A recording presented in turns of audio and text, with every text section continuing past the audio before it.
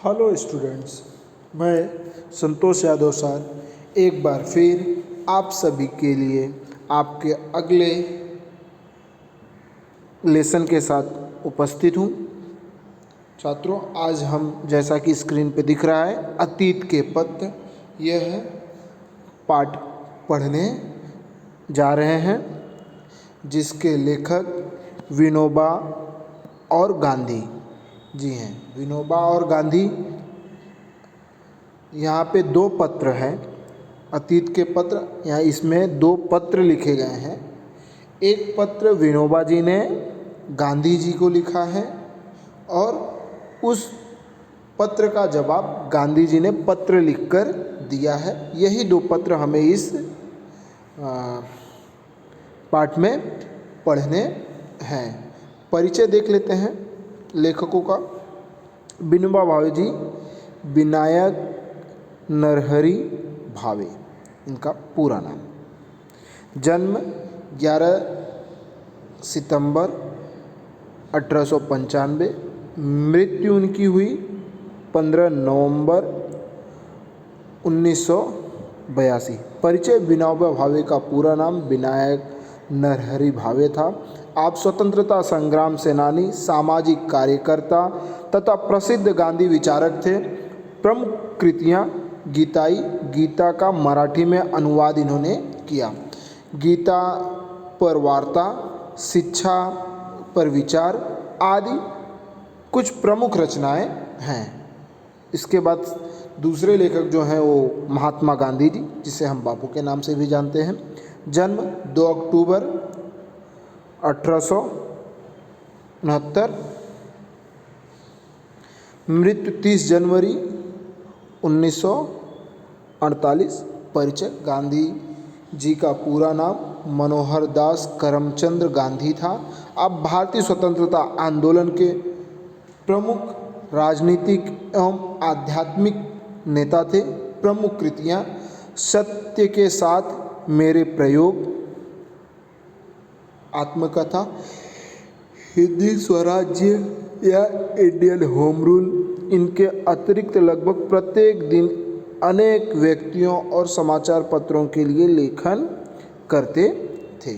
इसके बाद इस गद्य पाठ के संबंध में देख लेते हैं। यहाँ प्रथम पत्र में विनोबा भावे जी का दृढ़ निश्चय, देश सेवा व्रत, परिश्रम, अनुशासन एवं गांधी जी के प्रति समर्पण एवं श्रद्धा परिलक्षित होती है। दूसरे पत्र में गांधी जी का भावे जी के प्रति विश्वास, पितृत्व प्रेम दिखाई पड़ता है। इन पत्रों से विविध मानवीय मूल्यों को अपनाने की प्रेरणा प्राप्त होती है। यह पद्य संबंधी है। जैसा कि इस पाठ में हमें जो सीखना है वह है दृढ़ता, परिश्रम, अनुशासन, देश सेवा। इन सब के बारे में लेखक ने इस पत्र के पाठ के माध्यम से हमें संदेश देने की कोशिश की है। चलिए अब हम अपनी पाठ की तरफ बढ़ते हैं। परम पूज्य बापू जी 1 साल पहले अस्वस्थता के कारण आश्रम से बाहर गया था। यह तय हुआ था कि 2-3 मास वाई रहकर आश्रम लौट जाऊंगा। वाई स्थान का नाम है। पर 1 साल बीत गया, फिर भी मेरा कोई ठिकाना नहीं। पर मुझे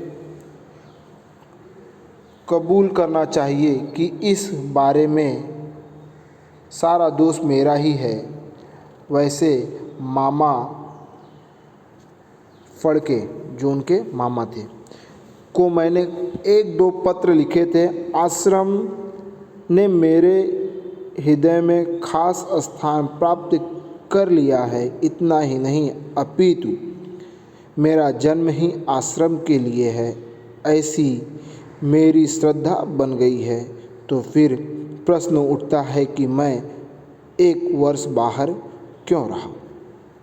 जब मैं 10 वर्ष का था तभी मैंने ब्रह्मचर्य व्रत का पालन किया। ब्रह्मचर्य व्रत का पालन करते हुए देश सेवा करने का व्रत लिया था। उसके बाद मैं हाई स्कूल में दाखिल हुआ मतलब प्रवेश लिया, एडमिशन लिया हुआ। उस समय मुझे भागवत गीता के अध्ययन का शौक लगा।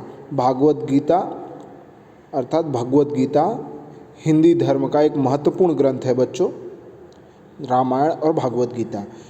भागवत गीता इसके रचयिता, इसके लेखक वेद व्यास जी हैं। भगवत गीता में कुल 18 अध्याय हैं। 18 अध्याय मतलब 18 लेसन्स हैं और उसके अंदर टोटल 700 श्लोक हैं। यह अत्यंत लोकप्रिय ग्रंथ है अर्थात एक तरह से हिंदू धर्म की होली बुक मतलब धार्मिक ग्रंथ है। यह केवल भारत में नहीं पूरे विश्व में प्रसिद्ध है। आज विदेशों में ही लोग भागवत गीता का अध्ययन कर मन शांति के लिए अध्ययन कर रहे हैं।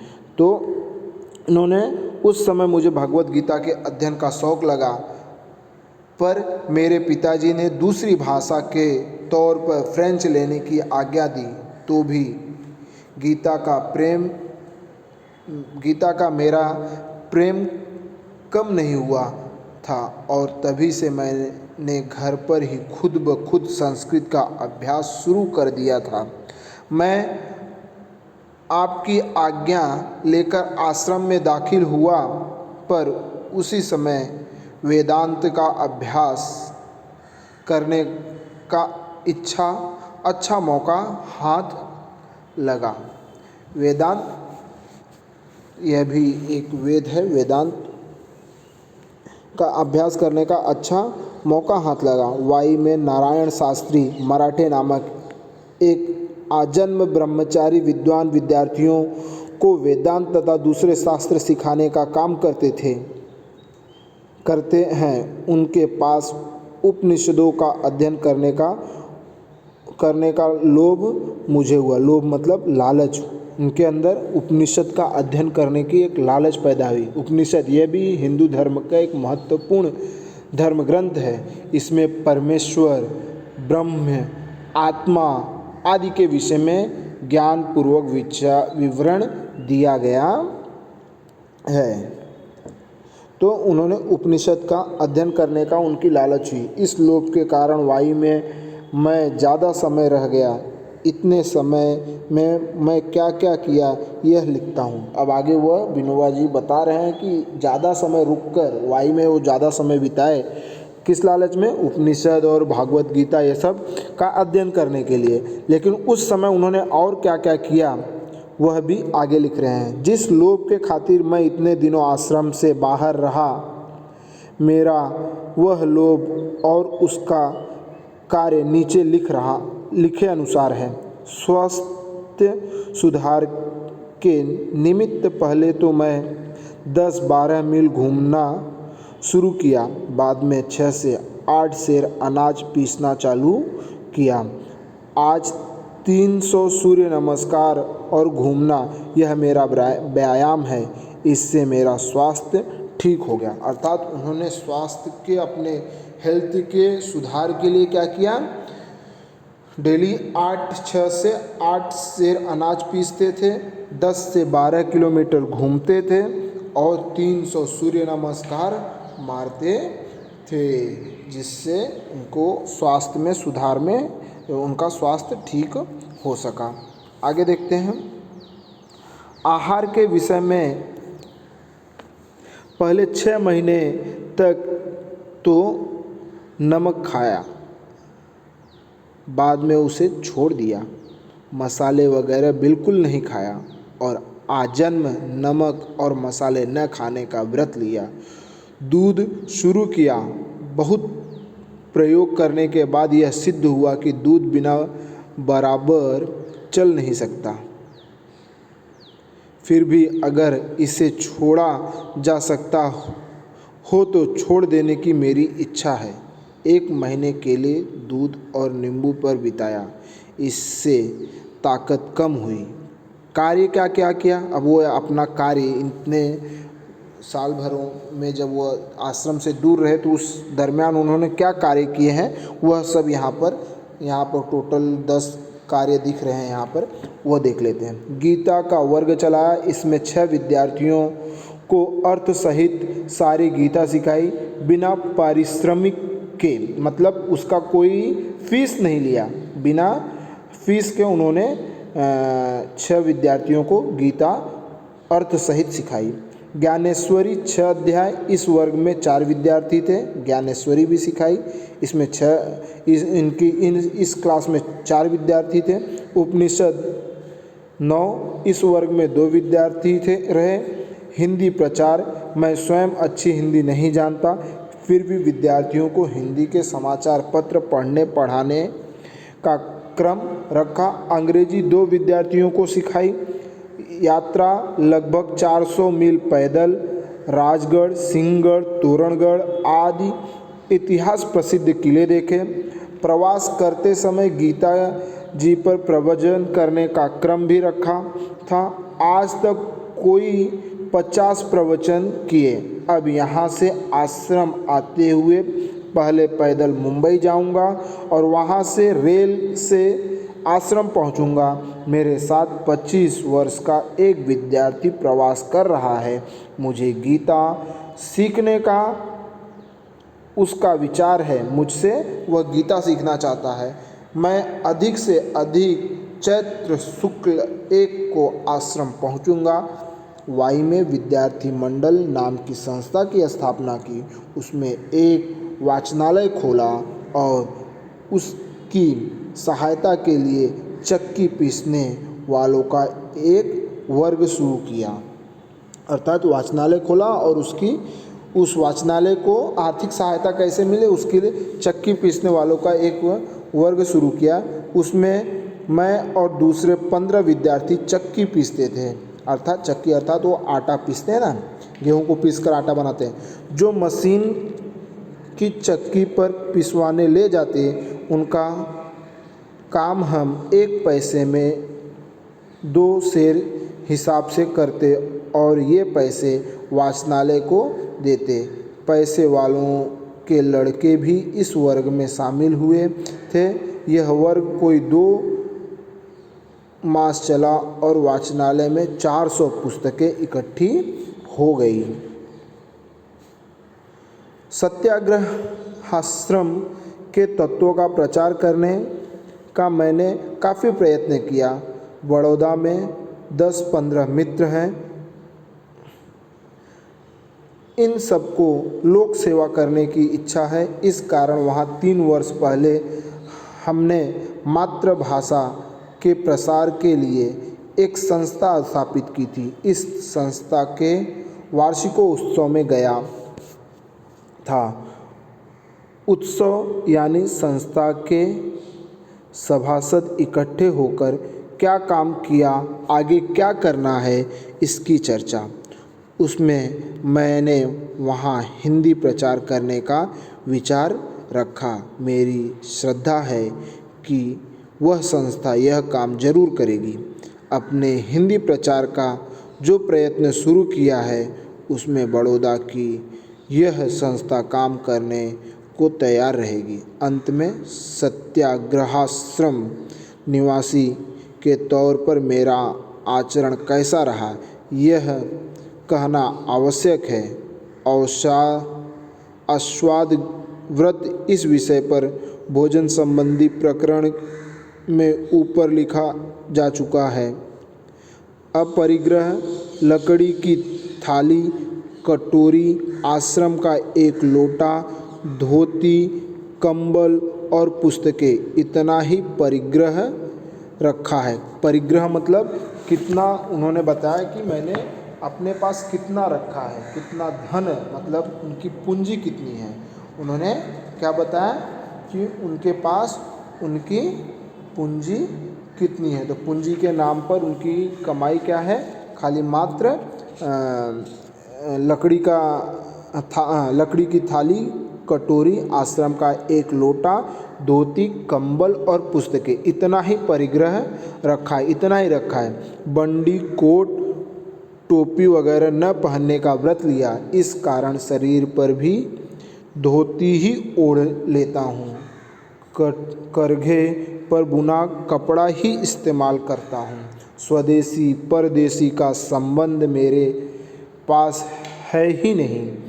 आपके संबंध मद्रास के व्याख्यान के अनुसार व्यापक अर्थ न किया हो तो ही।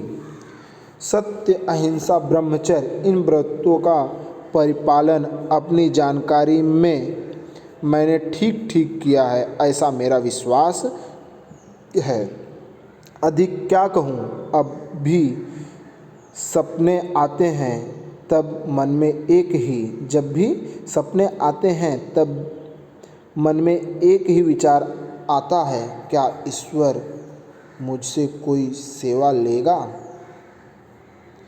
मैं पूर्ण श्रद्धा से इतना कह सकता हूँ कि आश्रम के नियमों के अनुसार एक को छोड़कर मैं अपना आचरण रखता हूँ, यानी मैं आश्रम का ही हूँ। आश्रम ही मेरा साध्य है। जिस एक बात की कमी का मैंने उल्लेख किया है वह है अपना भोजन, यानी भाकरी स्वयं बनाना। मैंने इसका भी प्रयत्न किया पर प्रवास में यह संभव न हो सका। सत्याग्रह का या दूसरे कोई, शायद रेल संबंधी सत्याग्रह शुरू करने का सवाल पैदा होता हो तो मैं तुरंत ही पहुँच जाऊँगा।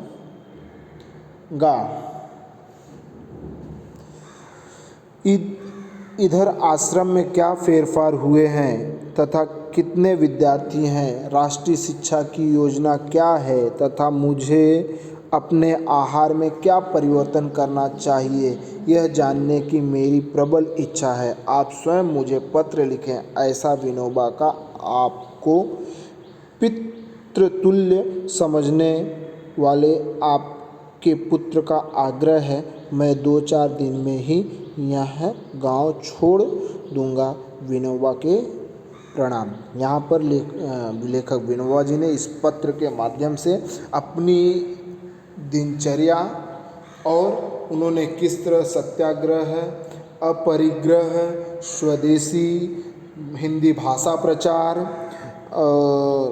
अहिंसा, सत्याग्रह, इन चीज़ों का पालन किया, जो कि ये सभी विचार महात्मा गांधी जी के थे। उनका कहने का मतलब था कि वे गांधी जी के संपूर्ण विचारों का, उनके सिद्धांतों का पालन कर रहे हैं और यह सही तरीके से कर रहे हैं कि नहीं, इसके लिए उन्होंने यह पत्र लिखकर उन्हें बताया गांधी जी को, और उन्हें पिता तुल्य बताकर उनसे इसका जवाब लिखकर मांगा है कि मैं सही तरीके से सब कुछ आपके नियमों सिद्धांतों का पालन करने में सक्षम हूँ या नहीं, ऐसा कहकर उन्होंने उनसे वापस उनका पत्र का जवाब मांगा है। तो आगे उसी पत्र का जवाब यहाँ पर नीचे आगे दूसरा पत्र जो लिखा है, गांधी जी ने उन्हीं के इस पहले पत्र का जवाब लिखा है। चलिए देखते हैं दूसरे पत्र की तरफ। यह पत्र पढ़कर गोरख ने मच्छंदर को हराया, भीम है भीम, यह उद्गार बापू के मुँह से निकले थे। सुबह उनको इस प्रकार उत्तर दिया, मतलब यहाँ पर सेकंड पत्र यही है। तुम्हारे लिए कौन सा विषय काम में लाऊं यह मुझे नहीं सूझता। तुम्हारा प्रेम और तुम्हारा चरित्र मुझे मोह में डुबो देता है। तुम्हारी परीक्षा करने में मैं असमर्थ हूँ। तुमने जो अपनी परीक्षा की है उसे मैं स्वीकार करता हूँ। तुम्हारे लिए पिता का पद ग्रहण करता हूँ। मेरे लोभ को तो तुमने लगभग पूरा ही किया है। अर्थात गांधी जी का कहना है कि मेरी जो इच्छा थी आपने उसे पूरी की है। मेरी मान्यता है कि सच्चा पिता अपने से विशेष चरित्रवान पुत्र पैदा करता है। सच्चा पुत्र वह है जो